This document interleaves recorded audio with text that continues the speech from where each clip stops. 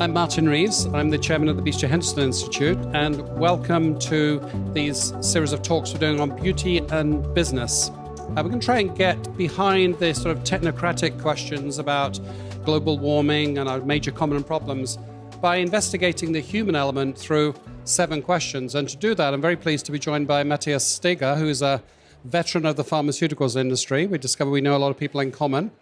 And right now, you're CEO and co-founder of 2 very interesting biotech companies. One of them, which is called Endogena, did I pronounce that correctly? And the other one, Rejuveron, which are very unusual companies because you're interested in longevity medicine and regenerative medicine, if that's right. That's correct, and thank you for the invitation and looking forward to the discussion. So Endogena Therapeutics and Rejuveron, both companies really working at the forefront of science, and trying to explore new grounds for high unmet medical needs, amongst, last but not least, also trying to tackle humanity's oldest problem, aging. So we're at a very special conference, the House of Beautiful Business. I think you're probably not here by accident. So what personal aspiration or interest brings you to this very special conference?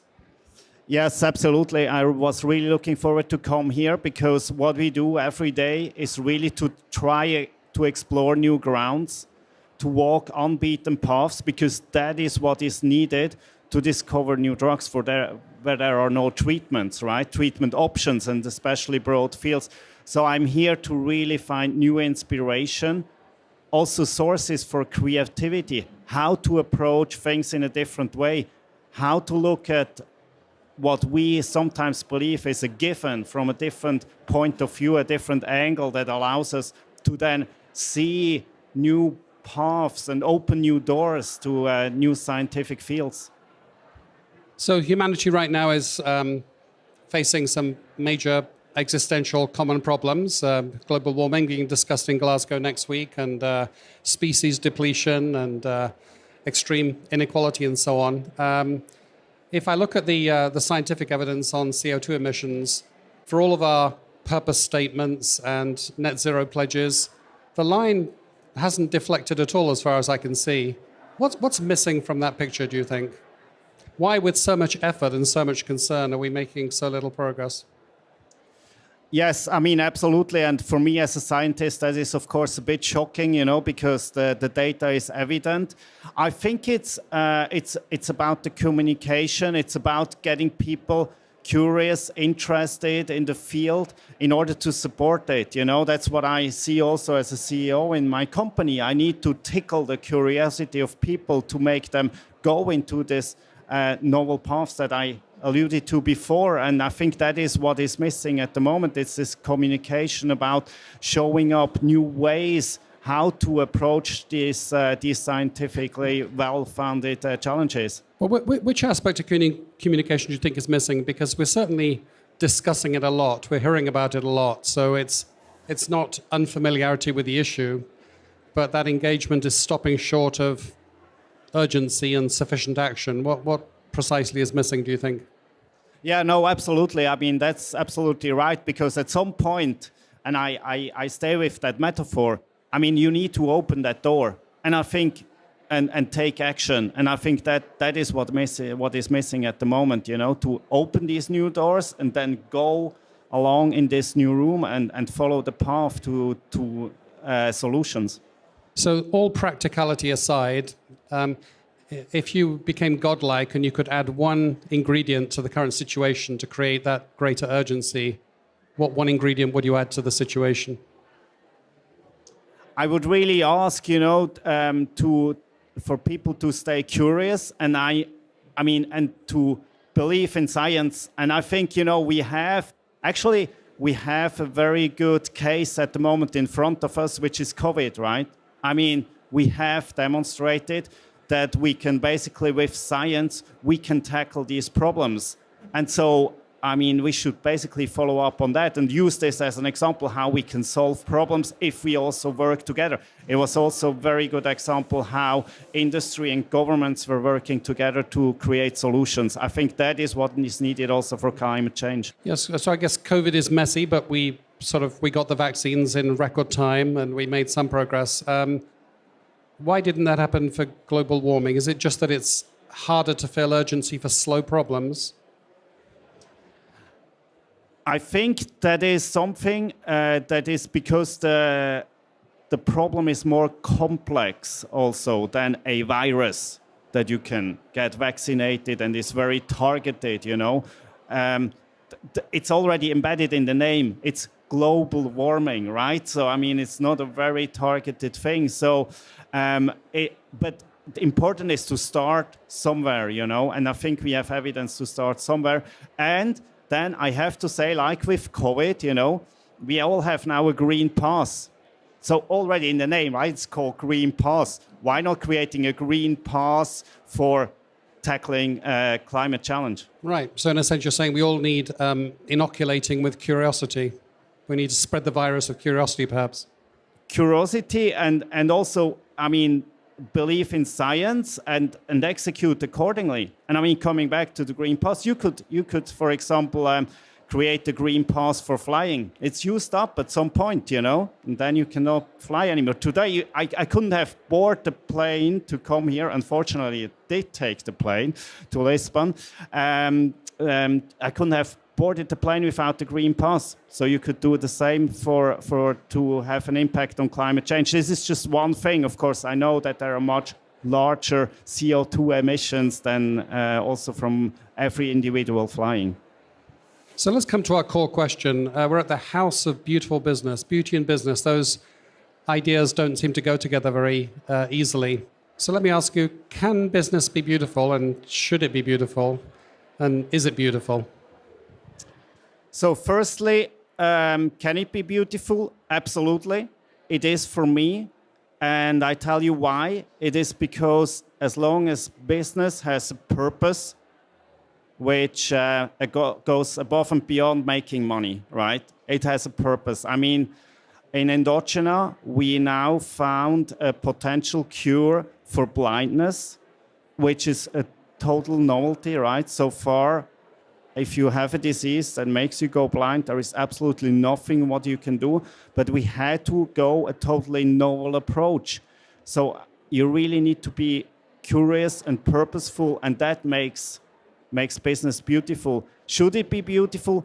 Absolutely. Yes, it should be beautiful because that actually would go back to also help us solve a lot of problems, as I just outlined.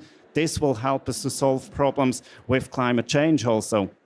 So given that we're not yet making sufficient progress against our major common problems, how could business be more beautiful? Think about the human and the emotional and the purposeful side of business. How could it be even more so? It's about meaningfulness and impact. That's what's making business beautiful, you know. If you see that you can have an impact with a purpose, that is making business beautiful. So earlier we were sort of discussing that slow and complex problems are the hardest because you can't necessarily see in the next second the consequences of your actions. I guess one human way into thinking about the long term is to think about our children and the next generation. I think you have two daughters. We were chatting beforehand. What sort of world do you want them to inherit, and how do you want them to view their dad's role in bringing that world about? So, I mean, that is a general approach that I think, you know, having children obviously makes me aware that we are only guests in this planet, right? And we better leave it behind as we found it, or even, what is my ambition, a better place, right? So I really hope that we can solve this problem with climate change, but also with my other company, we are tackling aging, you know? And so at the moment, we're getting older, but not necessarily healthier, right? So how can we expand health span? I mean, you know, my parents, you know, going to the other end, they are getting very old, but I mean, it's for them, it is very hard, you know, at the moment. So how can we expand health span rather than lifespan? I think that's a big ambition that I would like to solve for them, you know. Also because, again, not only just for the well-being, but also for the economic burden that we have, obviously with this rising population of people that get older but not healthier. So when I think about the complexity of problems like global warming, I think you're exactly right. It's a very complex problem. It's complex because it's interdependent. In business, we often take a problem, we split it into small pieces, we solve the pieces, and we assume that we solve the problem. But if I make my car out of aluminium, I maybe reduce my own emissions, but I may increase the energy intensity of the metal that's used to make my car. I may cause a problem somewhere else. So it's a collective problem.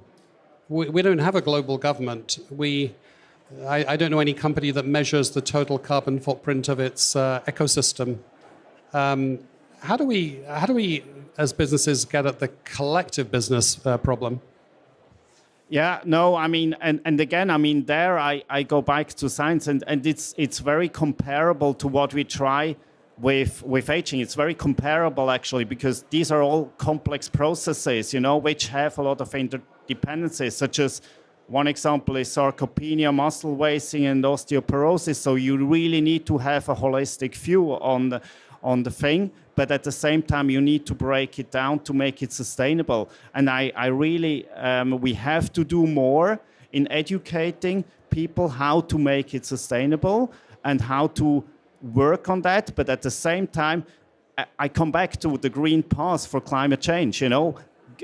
Companies should have a green path. That is their exhaustion they can have per maximum of year, and that's what they need to achieve. So I wonder whether there's some learning from presumably your work on gene networks and metabolic networks, because I remember there was this huge euphoria when we sequenced the human genome, and then this huge disappointment when we discovered that it wasn't that simple. You could know the genome and understand nothing about how gene networks work, but we're beginning to figure that out, right?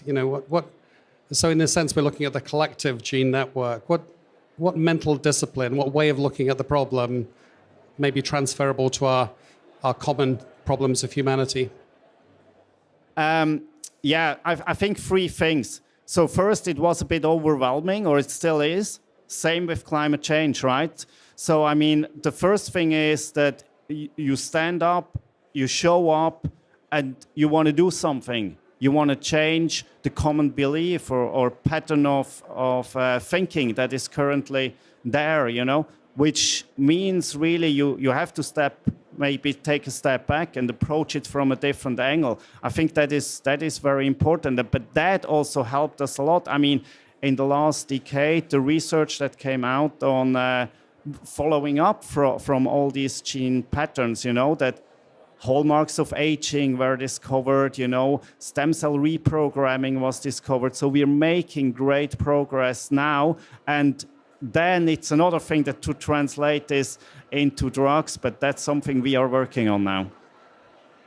So my final question comes back to the House of Beautiful Business. This Tim Lebrecht, the founder of the house, has this genius for combining words that don't belong and creating sparks. So we have beautiful and business. On the wall outside this room, we have concrete love. Again, two words that don't go together.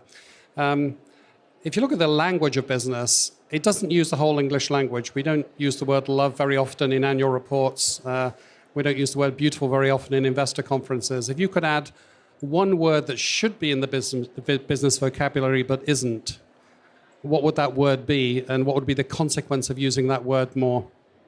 Yes, here I have a very good, very concrete suggestion, actually. And going back to my children, it's actually something I learned from my children, It's like, and I refer this to having a beginner's mindset, because we always are a bit afraid of, I shouldn't be a beginner, I should be an expert. But no, actually, of course, you should be an expert in the field, because based on that, you can make then according decisions and discover new ground. But being an expert doesn't mean you should lose your beginner's mindset and children's eyes, actually, to look at things as if you would look at it the first time, because that will allow us to look at it also in a different way. So I think that will have an impact on how we conduct business, all a bit more modest. And how would you encapsulate that in a word then? Would the word be curiosity or beginner's mindset, or what would the word be? It would be curiosity, yeah. Curiosity. Yeah. And if we use the word curiosity more in business, what would be the consequence of that? What good thing would happen, do you think? If we would be using that word more, I don't think much would change. But if we would change our mind to be more curious, then a lot of things could change, because then we are not set into boundaries and we can think about beyond these boundaries. And it's not about always the next quarterly result, because the beginner's mindset actually allows you to also think about in a more sustainable, holistic way and also more long-term way. So I've talked about a lot of, I guess you could say, humanistic or attitudinal ideas today. I'm guessing that you practice what you preach. You probably try to encapsulate some of this in your daily behavior as a CEO. How do you action these sentiments we've been talking about? Yeah, I mean, within my two companies, I mean, these are values that we rolled out and that we live. We have built a culture within the company that really follows that, because for us, this is business critical. I mean, if we cannot make a huge giant step forward into the unknown, jump into the cold water, we will never discover drugs for unmet medical needs. So give me an example of a practice. You walk into a room and you do something that you think that other companies don't do very much, which captures these things we've talked about. What would be an example of a practice that encapsulates some of the things we've talked about? We are highly collaborating. So we are collaborating with leaders in the field. And so we really take a collaborative approach, which I think is also needed to make these changes. It also goes back to the beginner's mindset. That's what we practice, right, in our company, is that they are all great scientists, right, that I hire in my company, obviously. But I always tell them that to be modest and be aware that, okay, you are a genius, but there are other people like that out there as well. Don't think you're the first person who thinks about that, but make sure that you work with these people, that collaboratively we can move forward. I think that's one thing we definitely do in our companies. Yeah. Well, we probably have to wrap it up there, but it's been fascinating. I think we've essentially created a little thread about curiosity and beginner's mindset and modesty and reciprocity that is very interesting. So thank you very much, Matthias. Thank you, Martin.